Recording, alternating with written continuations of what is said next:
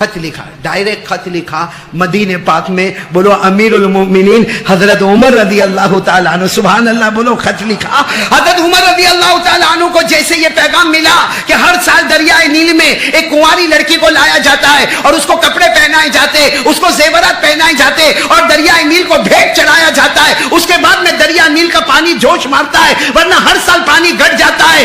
حضرت عمر رضی اللہ تعالیٰ عنہ نے ایک چمڑے کے ٹکڑے پر خط لکھا، دریائے نیل جو ہے نا مصر میں، دریائے نیل کتنا بڑا ہے؟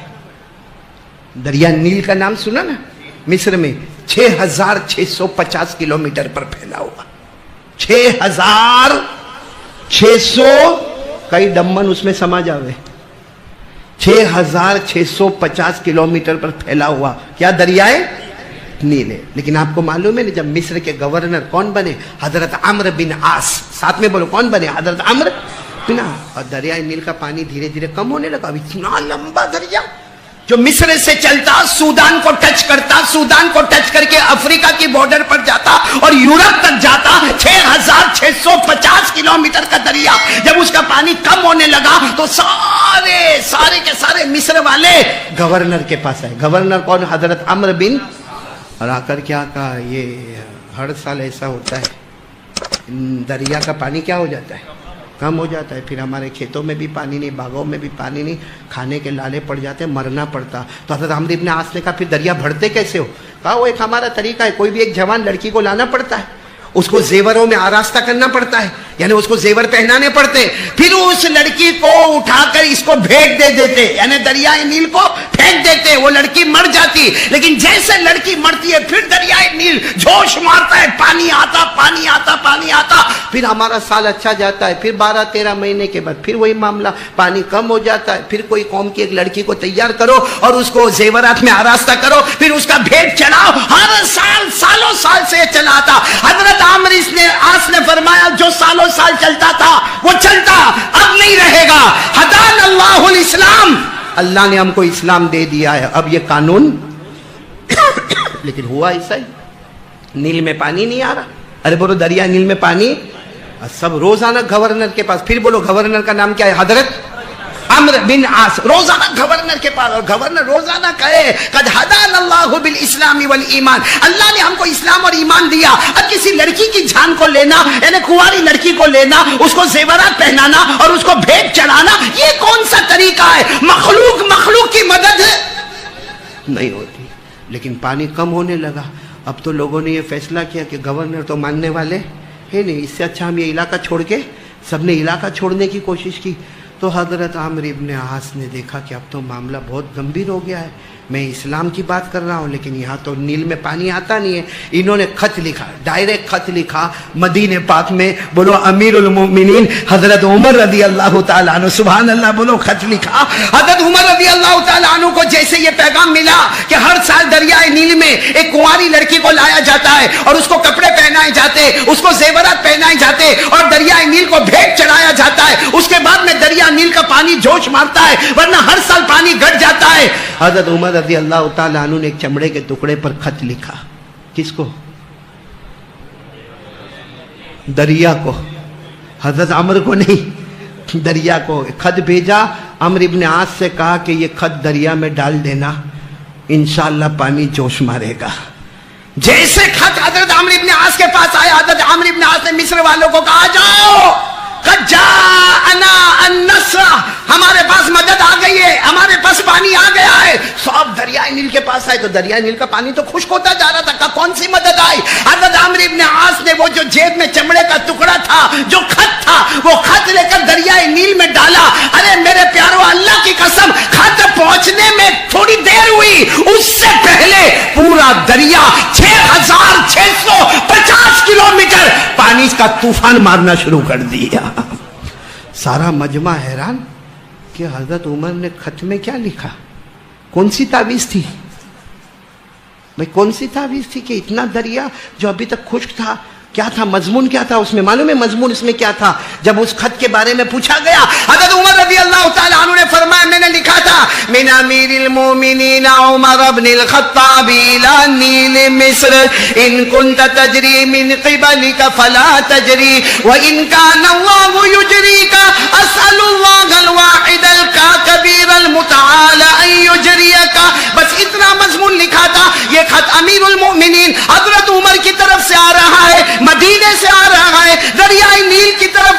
حضرت عمر نے لکھا تھا ان کنت تجری من قبلی کا فلا تجری، اے دریائے نیل اگر تو تیری طاقت سے چلتا ہے آج سے چلنا بند کر دے، تو خوش ہو جا، ہم برباد ہو جائیں گے۔ وَإِن كَانَ اللَّهُ يُجْرِيكَ، اور اگر اللہ تجھے چلاتا ہے تو میں ایک اللہ سے مانگوں گا جو کبیر بھی ہے، جو متعال بھی ہے، یہ خط پہنچنے میں دیر ہوگی مگر تیرے پانی ابلنے میں کمی نہیں آئے گی۔ اب پورا پانی جوش مارنے لگا۔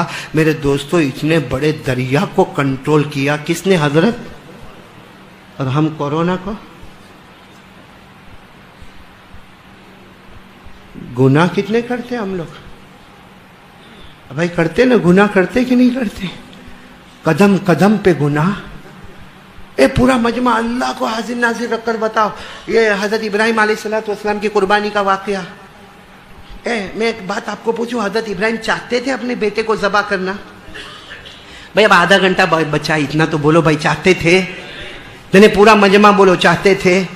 لیکن کیسے امتحان کے وہ آئے؟ کیونکہ پہلی رات خواب دیکھے، اللہ کا حکم اپنے بیٹے اسماعیل کی عمر کتنی عمر؟ ذبح کرو۔ صبح اٹھے کسی کو کچھ بولے نہیں، دوسری رات کو پھر خواب میں اللہ بتاوے اپنے بیٹے اسماعیل کو، تو دوسرا پورا دن حضرت ابراہیم روئے، اللہ میرے بیٹے کا کیا قصور ہے؟ میرا بیٹا 7 سال کا ہے، کوئی گناہ بھی نہیں کیا ہے، معصوم ہے میرا بیٹا اور میرا اکلوتا بیٹا، اللہ کیا قصور کیا ہے؟ اللہ کوئی قصور ہو تو بتا دے۔ تیسری رات کو اللہ فرماتے قصور ہو یا نہ ہو میرا حکم ہے کہ بیٹے کو ذبح کرو۔ آپ کو معلوم ہے وہ تیسری صبح، قسم اللہ کی ہم بھی باپ ہے، کوئی نہیں کرتا ایسا کام۔ حضرت ابراہیم صبح اٹھے کیا معلوم؟ ایک چھری لی اور دروازے کے پیچھے چھپائی۔ ایک پوائنٹ سننا، کہاں چھپائی؟ دروازے کے پیچھے چھری چھپا دی، اور اپنی بیوی حاجرہ کو کیا کہا معلوم؟ وہ اسماعیل کو اٹھاؤ نا۔ حضرت اسماعیل کی عمر کتنی؟ دیکھو ہم لوگ کیونکہ بھی اولاد ہیں تھوڑا سوچنا، کہا اسماعیل کو ذرا اٹھاؤ نا، اس کو نہلاؤ اور اچھے کپڑے پہناؤ۔ تو حاجرہ بھی پوچھتی ہے اپنے شوہر سے، پوچھتی ہے کہ کیا ہوا صبح؟ کہا صبح میرا جی چاہتا ان کو کہیں گھومنے لے کر جاؤں۔ تو ماں نے اسماعیل کو جیسے بچے کو اٹھاتے نا، کھلونا ملے گا بیٹا اٹھ جا، جیسے آج کل کے بولیں گے موبائل ملے گا۔ آج کل کے بچوں کو موبائل کے بغیر چین ہی نہیں آتا، چھوٹے بچے یوں لے گا، بولنے کے ٹھکانے نہیں، اور پھر کچھ بولے گا اور اس میں آ جائے گا، اور ماں باپ بولیں گے دیکھا میرا بیٹا کتنا ہوشیار ہے۔ میں نے کہا جیسا موبائل جیسا پرانا ہوتا ہے تو نیا آتا ہے نا، تو پرانے کو بیچ دیا جاتا ہے، کل ماں باپ کو بھی بیچ دے گا۔ یہ صحیح کہہ رہا ہوں غلط کہہ رہا ہوں؟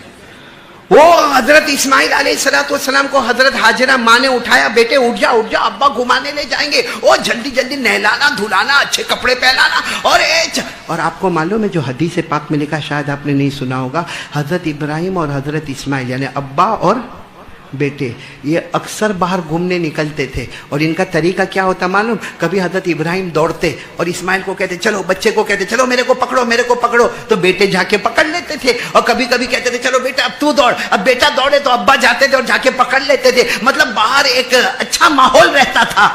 آج جیسے باہر نکلے تو 7 سال کے اسماعیل نے کیا کہا، ابا دوڑو نا میں آپ کو پکڑوں گا۔ ابا نے کوئی جواب نہیں دیا، تو حضرت اسماعیل خود دوڑے اور دور جا کر کہتے ابا میرے کو پکڑو۔ بولو ایسے وقت میں کوئی ابا اپنے بیٹے کو پکڑنے جائے گا؟ حضرت ابراہیم نہیں گئے، سننا، حضرت ابراہیم نہیں گئے۔ معلوم ہے وہ بیٹے آئے تو دیکھا کہ ابا تو رو رہے۔ حضرت اسماعیل فرماتے ہیں کہ میری 7 سال کی عمر پہلی مرتبہ میں نے میرے ابا کو روتے ہوئے دیکھا۔ کہا ابا کیا ہوا، معاملہ کیا ہے؟ تو ابا نے کہا بیٹا مینا آ رہا ہے، مینا آ رہا ہے، وہاں تجھے لٹاؤں گا اور تجھے ذبح کر دوں گا۔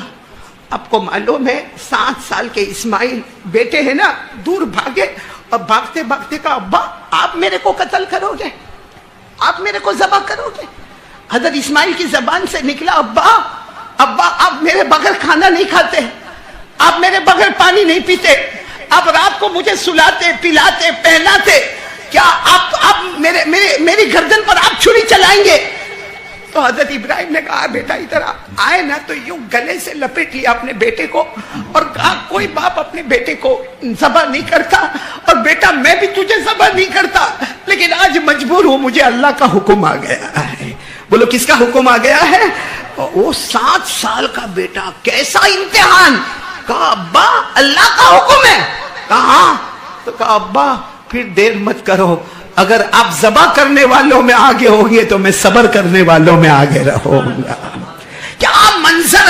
ہم کو تو قرآن پاک کا ترجمہ ہی نہیں معلوم ہے، ورنہ اس 23ویں پارے میں اس پیج کو کوئی پڑھتا ہے نا، اور جو باپ ہوتا ہے نا اس کا بیٹا سامنے ہوتا ہے نا وہ روتا جاتا ہے۔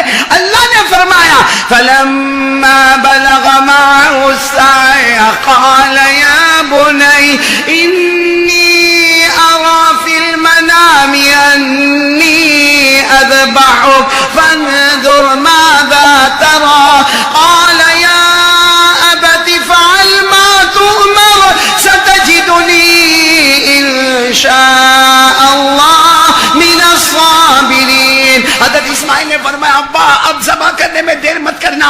آج بھی جو لوگ عمرہ اور حج میں گئے ہوں گے مینا میں وہ جگہ نظر آتی ہے جہاں حضرت اسماعیل کو ایسے لٹایا گیا، دیکھو ایسے لٹایا گیا، اور حضرت ابراہیم ابا تھے، ہاتھ میں یوں گردن پہ یوں رکھا، یوں ہاتھ کاپنے لگا، دیکھو یوں ہاتھ، حدیث میں لکھا یوں ہاتھ۔ کوئی بھی ابا ہو نا، ارے ہمارا بیٹا انگلینڈ میں ہو، ہمارا بیٹا امریکہ میں ہو، ہمارا بیٹا افریقہ میں ہو، لیکن ہر باپ کتنا بھی سخت دل ہوگا لیکن روتا ہے۔ یہاں تو 7 سال کا بچہ ہے، کوئی گناہ نہیں ہے، اور حضرت ابراہیم بہت محبت کرتے ہیں، رات کو کھاتے نہیں جب تک بیٹے کو نہیں کھلاتے۔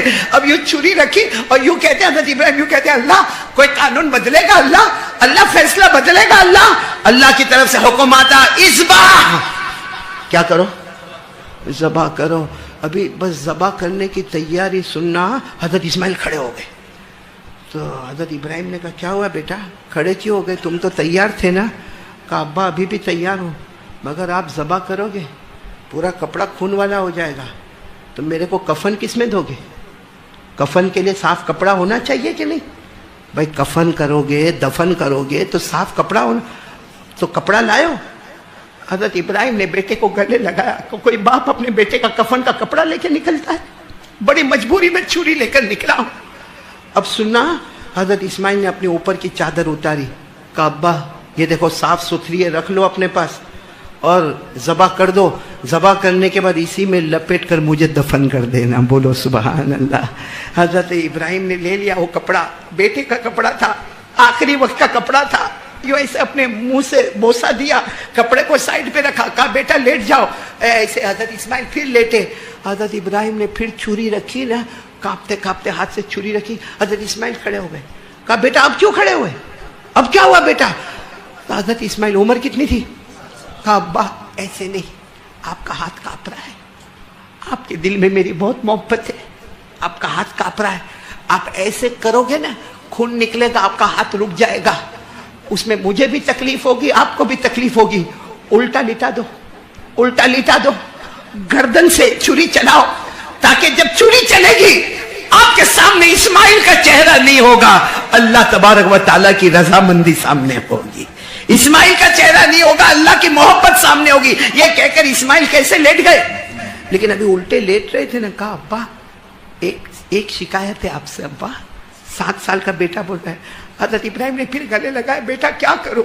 اللہ کا کہا وہ اللہ کا حکم ہے، برابر ہے، آپ نے مجھے صبح کیوں نہیں بتایا؟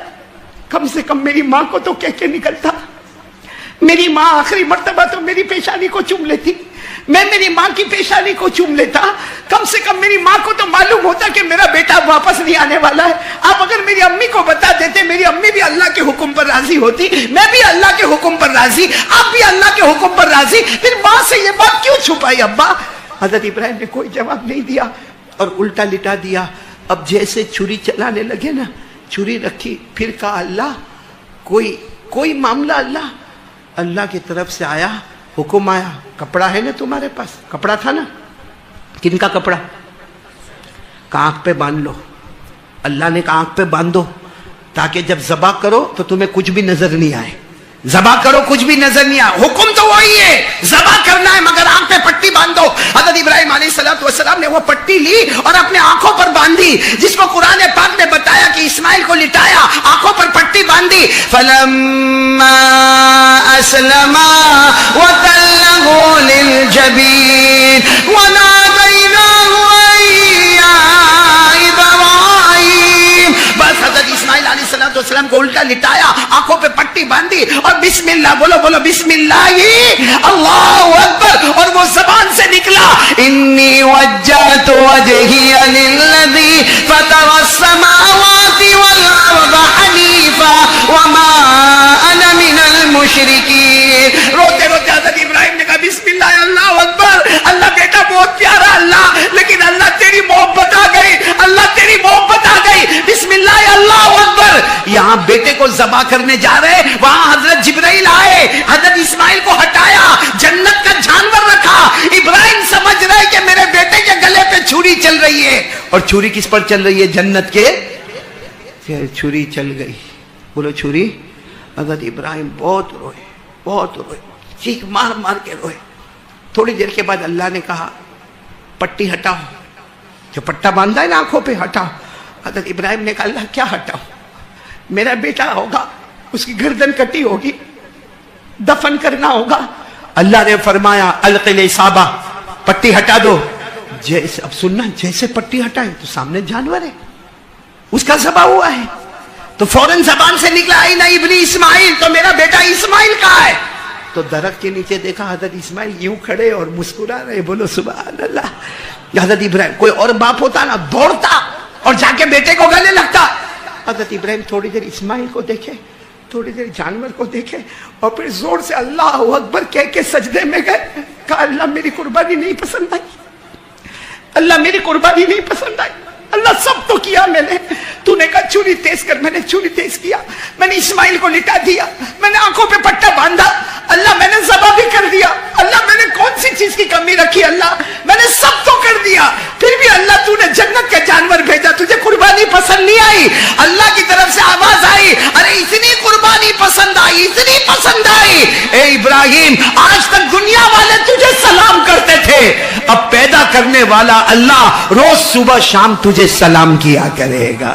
اللہ نے فرمایا قد صدقت الرؤیا انا كذلك نجزي المحسنين ان هذا لهو البلاء المبين وفديناه بذبح عظيم وتركنا عليه في الآخرين سلام على ابراہیم. اللہ نے پہلا انعام دیا، آج سے پیدا کرنے والا اللہ تمہیں سلام کرے گا. اور اللہ نے کہا میری قسم مجھے کسی کی ضرورت نہیں، لیکن آج کی قربانی واتخذ اللہ ابراہیم خلیلا. اے ابراہیم میں نے تمہیں اپنا دوست بنا لیا. بولو سبحان اللہ. اور پھر اللہ نے فرمایا تمہاری ادا اتنی پسند آئی کہ میرے آخری نبی آئیں گے، آخری نبی کے اور امتی کو کہوں گا کہ تمہیں قربانی کرنی ہوگی. اور یہ بھی وعدہ ہے کہ جب جب وہ قربانی کریں گے ان کے جانور کا خون کا قطرہ زمین پر گرے اس سے پہلے میں ان کی مغفرت کر دوں گا. تو حضرت ابراہیم چاہتے تھے، اور آج ہم نے اسی قربانی کا مذاق اڑایا. قسم کھا کے بولو مذاق کرتے کہ نہیں کرتے؟ ہم قربانی کس کے واسطے کرتے؟ ارے بولو ٹائم ختم ہو رہا ہے. کس کے واسطے کرتے؟ پھر بولو کس کے واسطے کرتے؟ پھر بولو کس کے واسطے کرتے؟ دمن والے بھی اللہ کے واسطے کرتے. نہیں صحیح بولو، اللہ کے واسطے قربانی کرتے. تو پھر بکرا خرید کے موبائل میں فوٹو کیوں لیتے ہو؟ کیوں لیتے ہو فوٹو؟ یوں فوٹو لے گا اور کتنی جگہ پہ بھیجے گا؟ 40,000 میں جوڑا خریدا. کیوں؟ جب اللہ واسطے تھا تو بولنے کی کیا ضرورت پڑی؟ بھائی نماز فرض ہے، آپ نے مغرب پڑھی؟ ہاں بولو پڑھی. کسی دوست کو کہا میں مغرب پڑھا، کیوں؟ کس کے واسطے پڑھا؟ تو قربانی میں کیوں بولنا پڑتا ہے؟ فوٹو کیوں بھیجنے پڑتے ہیں؟ اور قربانی کا مذاق ہوتا ہے جہاں بکروں کی منڈی لگتی ہے نا، یہ اللہ نے ایسے حالات لائے کہ بکروں کی منڈی لگنا بھی اللہ نے بند کر دیا، کیونکہ وہاں حضرت ابراہیم کا مذاق ہوتا ہے. جب تم بکرے کی منڈی میں جاتے ہو یہ واقعہ یاد آتا ہے کہ حضرت ابراہیم نے آنکھوں پہ پٹی باندھی تھی. یہ واقعہ یاد آتا ہے کہ اسماعیل نے پوچھا تھا میری ماں کو کیوں خبر نہیں کی، میری ماں مجھے کم سے کم آخری سلام تو کرتی، میری ماں میری پیشانی. یہ سب یاد آتا. وہاں تو بکری منڈی میں جائے گا تو کیسا جائے گا معلوم ہے مولانا یوسف صاحب؟ کیسا جائے گا معلوم ہے؟ یوں بکرے کے پاس جائے گا اور یوں بکرے کے اوپر ہاتھ رکھے گا یوں یوں، ہاں، اور پھر کیا کہے گا؟ کتنے کا؟ وہ سامنے والا بولے گا 22,000. نا برابر نہیں. کیوں؟ تیرا دھندا زمین بیچنے کا ہے، الیکٹرک کا ہے، پلمبرنگ کا ہے. تو کب سے کسائی بنا؟ تیرا باپ کب سے کسائی بن گیا؟ اور کچھ لوگ تو اور تھوڑے ہوشیار نہیں نا، ذرا بتانے کے لیے کہ میں کچھ ہوں، یوں بکرے کا یوں جھبڑا کھولے گا یوں، نہ برابر نہیں تھے. تو دیکھ نا تو کبھی برش کیا کہ نہیں کیا، سیدھا مسواک کیا کہ نہیں کیا. صحیح میں خود کا پیٹرول پمپ ہے، زمین کا کاروبار ہے، الیکٹرک کا کاروبار ہے، پلمبرنگ کا کاروبار، سیمنٹ کی دکان ہے، کپڑے کی دکان، آج کسائی بن گیا تو. اور مذاق کرتا نہ وہ کہہ رہے اتنا کلو گوشت نکلے گا، یوں ہاتھ رکھے، نہ اتنا نہیں نکلے گا. کیوں؟ تیرے کو کیسے پتا چلا؟ جھوٹ بولتا ہے. وہاں حضرت ابراہیم اور حضرت اسماعیل پر جو گزری، تو یہاں بکرے کی منڈی میں جھوٹ بولتا ہے. وہ جھوٹ بولتا ہے جس کو اللہ نے کہا، جہاں شرک کرنے کو اللہ نے منع کیا وہیں اللہ نے کہا میرا بندہ جھوٹ بولنا بھی بہت بڑا گناہ ہے. کیا ہم نے مذاق کیا ہے شریعت کا؟ یہ دیکھو شریعت کا مذاق کیسا ہوتا ہے. ہمارے نبی کے چہرے پہ داڑھی تھی. علامہ جلال الدین سیوطی، یوسف بھائی، علامہ جلال الدین سیوطی جو لکھتے ہیں کہ قبر میں جائے گا نا، قبر میں جائے گا، پہلا سوال ہوگا مر ربک، جواب دے دے گا بولو ربی اللہ، میرا رب کون ہے.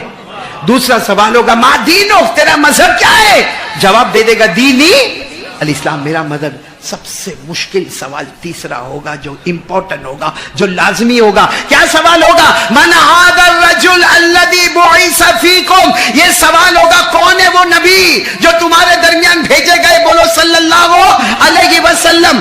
علامہ سیوطی فرماتے جس کے چہرے پہ داڑھی ہوگی نا، بولو نا، جس کے چہرے پہ تو فرشتے کتنے پوچھنے کے لیے آئیں گے.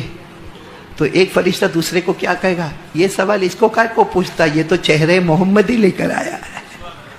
ارے بولو سبحان اللہ، اس کو کائے کو سوال پوچھتا، یہ تو چہرہ نبی کا لے کر آیا. اتنا ہوگا کہ مدینہ منورہ سے آواز آئے گی. علامہ جلال الدین سیوطی لکھتے مدینہ منورہ سے آواز آئے گی، اے فرشتوں سوال مت پوچھو، میں اس کا نبی ہوں، یہ میرا امتی ہے. بولو سبحان اللہ. اور جس کی داڑھی نہیں ہوگی نا، یا کٹنگ پھٹنگ مار کے جائے گا، جب تیسرا سوال ہوگا نا، میرے دوستوں کوئی فرشتہ کسی کو نہیں پوچھے گا. مدینے سے آواز آئے گی، اے فرشتوں یہ تیسرے سوال کا جواب نہیں دے گا. ہمارے نبی مدینہ سے کہیں گے تیسرے سوال کا جواب نہیں دے گا کیونکہ یہ لمبی عمر پایا مگر زندگی بھر نہ اس نے مجھے پہچانا نہ میں نے اس کو پہچانا ہے. اور اسی وقت آواز آئے گی ان کذب عبدی افرشوہ من النار والبسوہ من النار وافتحوا له بابا الى النار. آواز آئے گی ہاں یہ میرا بندہ جھوٹا ہے، اس کو جہنم کا تارکول والا کپڑا پہنا دو، اس کی قبر کو جہنم بنا دو، جہنم کے انگارے اس کی قبر میں اتار دو، جہنم کا لباس پہنا دو، جہنم کا دروازہ کھول دو. میرے دوستو میرے کو معلوم ہے داڑھی رکھنے کا جی نہیں چاہتا، تو کیا حضرت ابراہیم کو آگ میں جانے کا جی چاہتا تھا؟ جیسے مولانا یوسف نے کہا حضرت ابراہیم کو اپنی ہاجرہ اور اپنے بیٹے کو وہ مکے کی وادی غیر ذی زرع میں چھوڑنے کا جی چاہتا تھا. حضرت ابراہیم کو اپنے بیٹے کے گلے پہ چھری چلانے کا جی چاہتا تھا، لیکن حکم کس کا تھا؟ تو ہمارے سامنے کس کا حکم ہے؟ تو کیوں ایسا معاملہ داڑھی کے معاملے میں؟ خیر میں بات ختم کر رہا ہوں، ٹائم ہو رہا ہے. ایک بات کہوں گا، کرو گے انشاءاللہ؟ دیکھو آج کے حالات میں اگر بچنا ہو نا، اگر آپ کو سیف ہونا ہے کہ نہیں ہونا ہے، دو کام کرنے کے لیے تیار ہو جاؤ. کون کون تیار ہے؟ ہاتھ اوپر کرو جلدی کیونکہ میرے کو بہت جلدی 5 منٹ میں بات کرنا. بولو کریں گے انشاءاللہ؟ سیف ہوں گے نا انشاءاللہ؟ سب سے پہلا کام جتنا ہو سکے استغفر اللہ بولو، بس بولتے جاؤ. یعنی ترجمہ نہیں معلوم ہو تو اللہ میرے کو معاف کر دے، اللہ میرے کو معاف کر دے، اور دل سے اللہ میرے کو معاف کر دے، اللہ میرے کو معاف، میں بہت گنہگار، اللہ معاف کر دے. بولتا جا، شاید ایک وقت ایسا ہوگا تیرا بولنا ہوگا اور آسمان کا دروازہ کھلا ہوگا اور وہ ایک بار معاف کرے گا پھر پکڑ نہیں کرے گا. بولو کریں گے انشاءاللہ؟ ایک بہت بڑے امام گزرے، امام احمد ابن حنبل. بولو کون؟ جلدی سنو، کیا نام ہے؟ امام احمد ابن، بہت بڑے امام ہے، بہت آپ نے نام سنا ہوگا، بڑے 4 اماموں میں ان کا نام آتا، امام احمد ابن حنبل کا. ارے بہت بڑے امام، حافظ، قاری، عالم، مفتی، مفسر، مجود. انہوں نے جو حدیث کی کتاب لکھی مسند احمد، بولو مسند، اس میں تقریباً 4000 حدیثیں ہیں. اور کتاب کے شروع میں لکھتے اللہ کی قسم کوئی حدیث اس وقت تک نہیں لکھا جب تک میں نے اس پر عمل نہیں کیا. کون؟ امام احمد ابن. سننا بہت سننے جیسی بات ہے. وہ کہیں سفر میں گئے ہوں گے، اب رات کا وقت ہو گیا، رات کا وقت ہو گیا, ایک چھوٹی سی مسجد دیکھی تو مسجد میں جا کے سو گئے. بولو مسجد میں جا کے.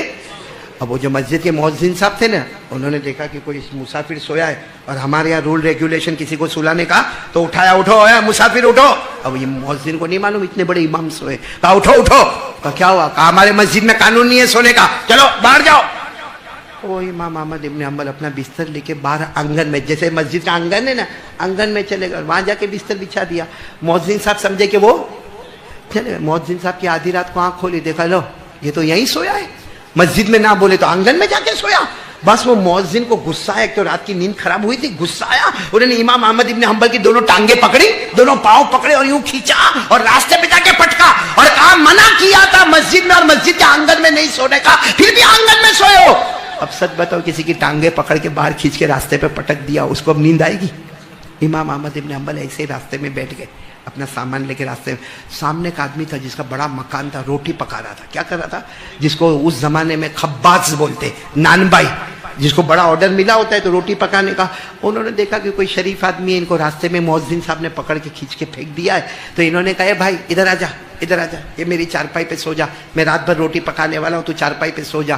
تو امام احمد ابن حنبل نے اپنا سامان رکھا اور چارپائی پر گئے. لیکن ایسے وقت میں کسی کو نیند آئے گی, ٹانگ کھینچ کے کسی کو باہر نکالا گیا, اس کو نیند.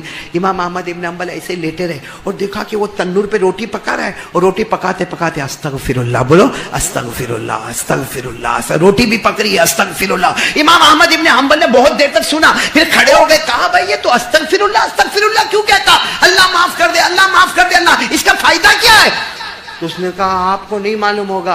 اس کو تھوڑی معلوم یہ اتنے بڑے امام ہیں. کہا آپ کو نہیں معلوم ہوگا, استغفر اللہ کا فائدہ یہ کہ یہ پڑھو, پھر جو دعا مانگو اللہ دعا قبول کر لیتا ہے. کہا یہ میرا گھر استغفر اللہ کی برکت, میری بیوی استغفر اللہ کی برکت, میرے بچوں کی شادیاں ہو گئی استغفر اللہ کی برکت, میرے پاس پراپرٹی ہے استغفر اللہ پڑھو, پھر جو دعا مانگو قبول ہو جاتی ہے. تو امام احمد ابن حنبل نے کہا بات تو تیری برابر ہے بھائی, استغفر اللہ پڑھو دعا قبول ہوتی, لیکن کبھی ایسا ہوا کہ تیری کوئی دعا قبول نہیں ہوئی ہوگی؟ ہاں, ایک نہیں ہوتی. بہت استغفر اللہ پڑھتا مگر قبولت نہیں ہوتی. کہا کیا؟ کہا روٹی بنانے والے پکانے والے نے کہا آج کے زمانے کے بہت بڑے امام ہیں جن کا نام احمد ابن حنبل ہے, ان کی ملاقات کرنا ہے مگر ملاقات ہی نہیں ہوتی ہے. ان کی ملاقات کرنا ہے مگر ملاقات ہی. امام احمد ابن حنبل نے اس کے ہاتھ دونوں پکڑے, کہا کیسا استغفار پڑھا کہ لوگوں کو ہاتھوں سے پکڑ کے لایا جاتا, مجھے ٹانگوں سے کھینچ کے تیرے پاس لایا گیا.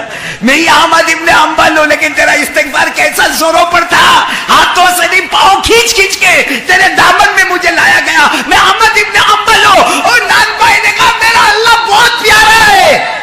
اور پھر امام احمد ابن حنبل نے کہا تیری بات بالکل پیاری ہے, جو استغفر اللہ پڑھتا ہے سننا, اللہ آسمان سے پانی بھی برساتا ہے. سبحان اللہ.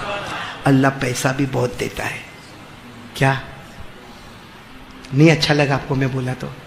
قرآن میں لکھا ہے اللہ پیسہ بھی بہت دیتا ہے, اللہ بچہ بھی دیتا ہے. جس کو بچہ نہیں ہوتا ہو تعویذ مت لے, استغفر اللہ پڑھ, بیوی پریگننٹ ہو جائے گی. قرآن میں لکھا ہے اللہ کھیتوں میں اناج بھی دیتا ہے, اللہ باغوں میں پھل اور فروٹ بھی دیتا. میں نہیں کہتا, یہ سب بات قرآن میں لکھی ہے. پارہ نمبر 29, بولو پارہ نمبر, کیا میرے ساتھ میں پڑھو, استغفروا ربکم, استغفر اللہ پڑھو, انہ کان غفارا, معاف کرنے والا کون؟ اب اللہ کیا کیا دیتا ہے استغفار پہ, کیا دیتا؟ یرسل السماء علیکم مدرارا وَيُمْدِدْكُمْ بِأَمْوَالٍ وَبَنِينَ وَيَجْعَلْ لَكُمْ جَنَّاتٍ وَيَجْعَلْ لَكُمْ أَنْهَارًا مَا لَكُمْ لَا تَرْجُونَ لِلَّهِ وَقَارًا وَقَدْ خَلَقَكُمْ أَطْوَارًا. اللہ فرماتا میرا بندہ استغفر اللہ پڑھ دے, میں معاف کرنے والا, آسمانوں سے پانی برسانے والا, تجھے مال اور دولت دینے والا, بچہ نہ ہو تو بچہ دینے والا, تجھے کھیتوں میں اناج دینے والا, تجھے باغوں میں پھل اور فروٹ دینے والا. اللہ فرماتے میرا بندہ کیا ہو گیا, معافی مانگ تو لے, تیرے آنکھ میں سے آنسو نکلیں گے, گال تک بھی نہ پہنچیں گے, اس سے پہلے میں جہنم کا دھواں بھی حرام کر دوں گا. تو ایک تو کام استغفر اللہ بولو کریں گے انشاءاللہ, اور دوسرا کام نماز کی پابندی. بھائی اتنے حالات آ گئے پھر بھی نماز. ہاں یوسف بھائی آپ تو ماشاءاللہ یہ علاقے میں آئے ہو, لیکن میں قسم کھا کے کہوں تو غلط نہیں ہوگا, یہاں 20% وہ بیٹھے جو فجر کی نماز نہیں پڑھتے. ابھی بکرے کا ٹائم آئے گا, چلو چلو قربانی. کیوں؟ قربانی تو واجب ہے. بس قربانی واجب, بعد اماموں کے یہاں سنت, امام ابو حنیفہ کے یہاں قربانی, اور فجر کی نماز فرض چھوڑے گا اور واجب پہ عمل کرے گا, اللہ قبول کر لے گا. ارے بولو نا, اللہ قبول کرے گا. فرض چھوڑے گا, قربانی واجب ذبح کرے گا, اللہ قبول کرے گا. آسان الفاظ میں کہوں, پیجامہ پہننا, پینٹ پہننا فرض, کرتا پہننا واجب. پینٹ پہننا وہ اتار دے, شرٹ پہن کے آوے, قبول کرے گا. دلہے کی کرسی پر بیٹھے گا, بیان کی کرسی پر بیٹھے گا. کیوں؟ کہ فرض چھوڑ دیا, واجب لے کر آیا. جب ہم قبول نہیں کرتے تو اوپر والا کیسے قبول کرے گا؟ کون کون تیار ہے؟ پکا وعدہ نماز پڑھیں گے انشاءاللہ, پکا وعدہ نماز پڑھیں گے. بولو پڑھیں گے انشاءاللہ. اگر آپ نماز پڑھیں گے تو دیکھو, یہ لاک ڈاؤن میں بہت سے لوگوں نے مال میں بہت مار کھائی ہے, قرضے میں بھی بہت مار کھائی ہے, مال میں بھی بہت مار کھائی ہے. اب روتا رہتا ہے, وہ قرضہ نہیں دیتا, وہ قرضہ نہیں دیتا. اور اگر اپن نے کسی سے قرضہ لیا ہے تو اسے چھپتا ہے, بھاگتا ہے, اس کی آنکھوں سے آنکھ نہیں ملاتا ہے, موبائل کا سوئچ آف کر دیتا ہے. بولو کرتا کہ نہیں کرتا؟ کچھ مت کر, اللہ پر بھروسہ کر. اللہ فرماتے 5 وقت کی نماز تو بھی پڑھ لے, تیرے گھر والوں کو پڑھا دے. اللہ فرماتا روزی مانگنا مت, روزی تیرے دروازے پر میں پہنچا دوں گا. اللہ نے فرمایا وَأَمُرْ أَهْلَكَ بِالصَّلَاةِ وَاصْطَبِرْ عَلَيْهَا لَا نَسْأَلُكَ رِزْقًا نَحْنُ نَرْزُقُكَ وَالْعَاقِبَةُ لِلتَّقْوَىٰ. اللہ فرماتے تو اور تیری فیملی نمازی بن جا, روزی مت مانگنا, ہم روزی دروازے تک پہنچا دیں گے. تو چلو آج سے پورا مجمع جو میں نے آج خلاصہ پوری بات کا ہوا, 3 باتیں کا خلاصہ. ابھی تو بہت بولنے کا تھا لیکن ٹائم ختم ہو گیا. 3 باتوں کا خلاصہ. سب سے پہلے کرنے دھرنے والا کون؟ وہ حضرت جنید بغدادی کا سکہ کام کرے گا؟ نہیں, خود انہوں نے سکہ پھینک دیا. دل میں توحید لا الہ الا, اور اسی کی محنت آج چاروں تھی. ہماری یوسف بھائی موٹی نرولی سے کیوں آئے؟ یہ ساری چلت پھرت کیوں ہوتی ہے؟ یہ ساری خانقاہیں کیوں قائم ہوتی ہے؟ یہ سارے مدرسے کیوں قائم ہوتے ہیں؟ سارے مکتب کیوں قائم ہوتے ہیں؟ ارے بھائی سب کے طریقے الگ ہیں, مگر منزل لا الہ الا اللہ محمد الرسول اللہ صلی اللہ علیہ وسلم. ایک تو یہ بات پکی. دوسری بات یہ پکی کرو کہ بہت جگہ ہمارا جی نہیں چاہے گا, مگر اللہ کا رسول کا حکم ہو تو مان جانے گا. جیسے حضرت ابراہیم علیہ السلام مانے کہ نہیں مانے؟ اور جب مانے تو کیا ملا؟ دنیا والے سلام کرے نہ کرے, میرا اللہ خود مجھے سلام کرے گا انشاءاللہ. اور تیسری بات, زیادہ سے زیادہ کیا پڑھنے کا؟ 3. اور چوتھی آخری بات, کس کی پابندی کرنے کا؟ اور میں بہت اچھا معلوم, ایک صحابی آئے اور اللہ کے رسول صلی اللہ علیہ وسلم کو پوچھا, میں ایسی اللہ کی تعریف کروں کوئی نہیں کرے, میں ایسا درود پڑھوں کوئی نہیں پڑھے, میں ایسا مانگوں جیسا کوئی نہیں مانگے.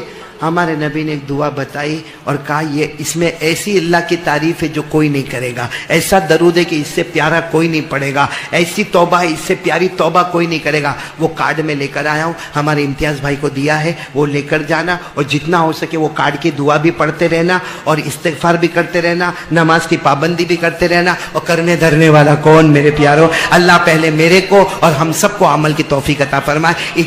لیکن جب حضرت علی کی بات آئی تو ایک بات بتا دوں میرے دوستو, دیکھو ان کا ایمان کتنا مضبوط تھا, ان کا ایمان کتنا مضبوط تھا. اس کے باوجود حضرت علی کو اللہ کے رسول صلی اللہ علیہ وسلم نے فرمایا, علی جوانی کی حفاظت کر, اپنی نگاہ کسی عورت پر مت اٹھا, ورنہ اللہ تیرے دل سے ایمان کی دولت چھین لے گا. حالانکہ حضرت علی ہمارے مقابل, میں نے محرم میں سنایا, بہت جگہوں پر میں نے یہ واقعہ سنایا کہ حضرت علی کا ایمان, اللہ اکبر بھائی کہہ دو, حضرت علی کا ایمان, حضرت علی کا ایمان اتنا زبردست ایمان. حضرت علی جب امیر المؤمنین بنے, میں آپ کو معلوم ہوگا ہمارے نبی صلی اللہ علیہ وسلم کے پردہ فرمانے کے بعد سب سے پہلے خلیفہ کون؟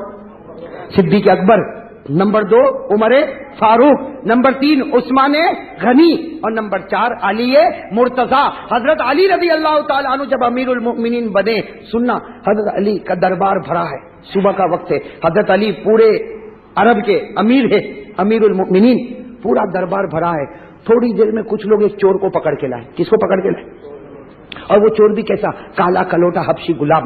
اس کو پکڑ کے 4-5 آدمی پکڑ کے لائے اور کہا علی انہوں نے چوری کی ہے، علی انہوں نے چوری کی، اور رنگے ہاتھ ہم نے پکڑا ہے، اس چور کو ہم نے رنگے ہاتھ پکڑا، اور جو چیز یہ چراتا تھا وہ سارا مال بھی ہم لے کر آئے۔ چنانچہ علی کے سامنے چور بھی اور سارا مال بھی۔ تو حضرت علی رضی اللہ تعالیٰ عنہ نے وہ کالے کلوٹے جو حبشی غلام تھے نا ان کو پوچھا سرقت یا اخی؟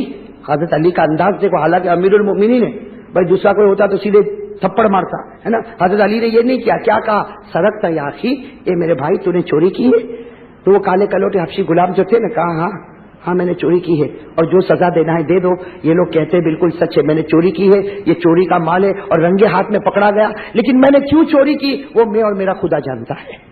یہ کہہ کر وہ کالے کلوٹے غلام رونے لگے، وہ کالے کلوٹے غلام رونے لگے، کیا کہہ کر رونے لگے؟ میں نے کیوں چوری کی وہ تو میں اور میرا خدا جانتا، لیکن چوری کی ہے اور یہ چوری والا مال ہے، جو آپ کو کرنا وہ آپ کرے۔ حضرت علی رضی اللہ تعالیٰ عنہ نے فرمایا میں کیا کروں گا، جو قرآن کا حکم ہے وہی ہوگا، اور قرآن کا حکم ہے چوری کرنے والا مرد ہو یا عورت ہو اس کے ہاتھ کو کاٹ دیا جائے۔ بھائی ہے کہ نہیں قرآن کا حکم؟ پارہ نمبر 6 میں، پارہ نمبر کیا حکم ہے؟ چوری کرنے والا مرد ہو یا چوری کرنے والی کیا سزا ہے ہاتھ کو؟ اللہ نے فرمایا والسارق والسارقة فاقطعوا أيديهما جزاء بما كسبا نكالا من الله والله عزيز حكيم۔ رب العالمین نے فرمایا چوری کرنے والا مرد ہوگا یا چوری کرنے والی عورت ہوگی، اگر اس کی چوری ثابت ہو جائے تو اسلامی قانون ہے کہ دونوں کے ہاتھوں کو۔ حضرت علی نے کہا بھائی میرا اس میں کچھ نہیں چلے گا، تو چور ہے، اقرار کرتا ہے، چوری کا مال ہے اور سب لوگ گواہ ہے، لہذا ہاتھ کو کاٹا جائے۔ چنانچہ حضرت علی نے جلاد کو حکم دیا ہاتھ کاٹو۔ جلاد آیا اور اس نے اس کالے کلوٹے غلام کا ہاتھ، اور اس زمانے کا دستور تھا کہ جب ہاتھ کٹ جاتا تھا تو فوراً اس کو داغا جاتا تھا، ہمارے آپریشن ہوتا ہے نا اس زمانے میں داغا جاتا تاکہ خون بند ہو جائے، اور کٹا ہوا ہاتھ چور ہی کو دے دیتے تھے۔ بھائی زمانے کا دستور تھا، کٹا ہوا ہاتھ کس کو دے دیتے؟ چوری کو دے دے کہ بھائی لے جا تیرا ہاتھ، تجھے جو کرنا ہے وہ کرنا، تیرا ہاتھ کٹ چکا۔ چنانچہ وہ ہاتھ کاٹا گیا اور کٹا ہوا ہاتھ وہ کالے کلوٹے حبشی غلام کو دے دیا حضرت علی نے کہ بھائی یہ تیرا ہاتھ ہے، جا تجھے جو کرنا ہے وہ کر۔ خیر مجمع اٹھ گیا، بھائی سارا مجمع اٹھ گیا، اور وہ بیچارے وہ کالے کلوٹے جو حبشی غلام تھے نا وہ کیا کر رہے وہ ہاتھ کٹا ہوا ہاتھ لے کے، بھائی بتاؤ جو کٹا ہوا ہاتھ لے کے جاتا ہوگا روتا ہوگا کہ نہیں روتا ہوگا؟ وہ بیچارہ غلام پورے راستے میں چیخے مار مار کے رو رہا اللہ اللہ، اس لیے کہ درد بھی ہوتا ہوگا، ہاتھ بھی کٹ گیا، دوسرے ہاتھ میں ایک ہاتھ ہے، بیچارہ لے کے جا رہا کچھ قدم آگے بڑھا ہوگا، ایک صحابی سے ملاقات ہو گئی۔ وہ صحابی کا نام ہے حضرت سلمان فارسی۔ کیا نام ہے؟ نام سنا نہیں سنا؟ ہاں، کس کی ملاقات ہو گئی؟ وہ کالے کلوٹے حبشی غلام کی۔ تو حضرت سلمان فارسی نے دیکھا کہ یہ بیچارہ رو رہا ہے، داڑھی سے بھی آنسو کے قطرے ٹپک رہے، چیخ رہا، کٹا ہوا ہاتھ لے کے جاتا۔ سلمان فارسی کو دیا آ گئی، ترس آ گیا۔ سلمان فارسی آئے، کہا ہے بھائی یہ کیا ہے، کٹا ہوا ہاتھ اور یہ اور وہ؟ تو کالے کلوٹے غلام نے اپنے آنسو کو صاف کیا اور کہا اللہ علی کے اوپر رحم کرے، اللہ علی کو جنت دے، اللہ علی کی مغفرت کرے، اللہ علی کو رضامندی کے پروانے دے۔ انہوں نے بہت بڑا احسان کیا کہ میں نے چوری کیا تھا، اس کی وجہ سے انہوں نے میرا ہاتھ علی کو دعا دینے، وہ کالے کلوٹے غلام علی کو دعا دینے لگے، اللہ علی پر رحم کرے، اللہ علی کی مغفرت کرے، اللہ علی کو جنت دے، اللہ علی کو کامیاب کرے، میں نے چوری کیا تھا اس سے میرے ہاتھ کو۔ اس کی تعریف کر رہے وہ کالے کلوٹے غلام۔ میں اور آپ ہوتے تو کیا کرتے؟ سلمان کو کہتے وہ علی نے ہاتھ کاٹا، خدا اس کا بھی کاٹے۔ ہم تو ایسا ہی کرتے کہ نہیں کٹو، دیکھو ذرا بھی رحم نہیں کیا، کاٹ دیا اس نے۔ تو حضرت سلمان فارسی جو ہے نا بڑے تعجب میں پڑ گئے، کہا ہاتھ کس نے کٹوایا؟ کہا علی نے۔ تو کہا تو تعریف کر رہا ہے، انت تمدحہ، تو علی کی تعریف کر رہا ہے، تو کہتا ہے علی کو اللہ جنت دے، علی پر اللہ رحم کرے، اس نے تو تیرا ہاتھ کٹوایا۔ تو حضرت وہ کالے کلوٹے غلام نے روتے ہوئے کہا اے سلمان اچھا ہوا علی نے دنیا میں ہاتھ کاٹ دیا تاکہ چوری کا بدلہ مل گیا، ورنہ خدا آخرت میں پوچھتا تو کیسے جواب دیتا؟ بھئی یہ تو اچھا ہوا کہ علی نے احسان کیا کہ میں نے چوری کیا، علی نے ہاتھ کاٹا، دنیا میں معاملہ کلیئر ہو گیا۔ اب ورنہ قیامت میں اللہ پوچھتا کہ تو نے چوری کیوں کیا، کہیں ایسا نہ ہو کہ خدا پورے میرے بدن کو جہنم میں ڈال دیتا۔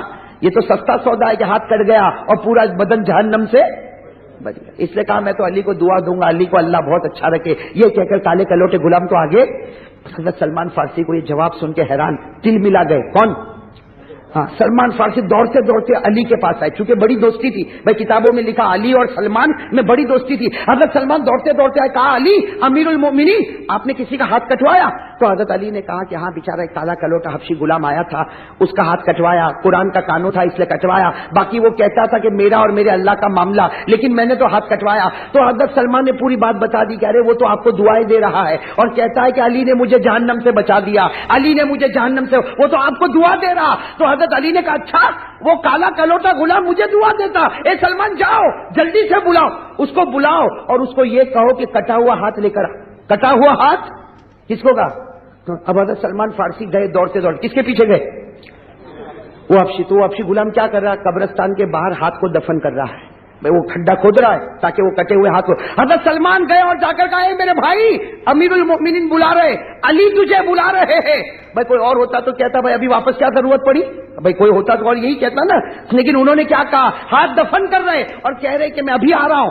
علی کو کہنا آپ امیر ہو، میں ابھی آ رہا ہوں، صرف مجھے ہاتھ دفن کرنے دو. تو سلمان نے کہا نہیں، ہاتھ لے کر بلا رہے، یہ جو تمہارا کٹا ہوا ہاتھ ہے لے کر بلا رہے. اب آگے سلمان فارسی روتے روتے، پیچھے وہ کالے کلوٹے غلام کٹا ہوا ہاتھ لے کر آ رہے. چنانچہ جب حضرت علی کے پاس پہنچے، وہ کٹا ہوا ہاتھ لے کر وہ کالے کلوٹے غلام جب حضرت علی کے پاس آئے، حضرت علی روئے، گلے سے لگایا، کہا میرے بھائی میں نہیں چاہتا تھا کہ تیرا ہاتھ کاٹوں، لیکن قرآن کا حکم ہے، اللہ کا حکم ہے، لا تیرا کٹا ہوا ہاتھ مجھے دے. حضرت علی نے اپنے ہاتھ میں کٹا ہوا ہاتھ لیا اور اس کے ہاتھ سے یوں جوڑا، بھائی اس کے ہاتھ سے یوں جوڑا، اور پیچھے سے ایک کپڑا لے کر آئے، بڑا پیارا کپڑا، اور اس کپڑے کو اس کے ہاتھ سے باندھا اور کیا کہا؟ فکر مت کر، یہ وہ کپڑا ہے جس سے میرے آقا کبھی کبھی اپنے منہ کو صاف کیا کرتے تھے، یہ وہ کپڑا ہے جس سے میرے آقا محمد الرسول اللہ صلی اللہ علیہ وسلم اپنے مبارک چہرے کو صاف کیا کرتے تھے. حضرت علی نے اس کپڑے کو باندھا